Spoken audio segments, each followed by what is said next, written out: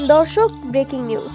তানজিম হাসান সাকিব এবং বুড়ো মাহমুদুল্লাহ রিয়াদের দায়িত্বশীল ব্যাটিংয়ে চরম লজ্জার হাত থেকে বাঁচল বাংলাদেশ। দর্শক, বিস্তারিত জানুন পুরো প্রতিবেদনে। টসে জিতে ব্যাটিং করার সিদ্ধান্ত নেন অধিনায়ক মেহেদী হাসান মিরাজ।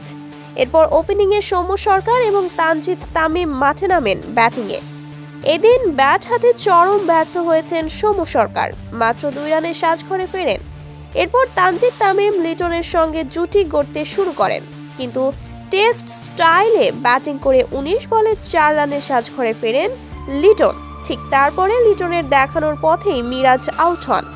এরপর রিয়াদ মাঠে এসে তামিমকে সঙ্গে নিয়ে দেখে শুনে খেলতে থাকেন, তবে ভাগ্য খারাপ ছিল বলেই তামিম 4 রানের আক্ষেপে 50 করার আগেই আউট হন। ঠিক এরপর জাকের আলী ও রিশাদ বেশি সময় মাঠে টিকতে পারেনি। তখন দলের মহা বিপর্যয়ে রিয়াদ তানজিদ তামিম গড়েন 106 রানের অবিশ্বাস্য দারুণ জুটি, যা সত্যিই ছিল অসাধারণ, যা বলার কোনো অপেক্ষাই রাখে না।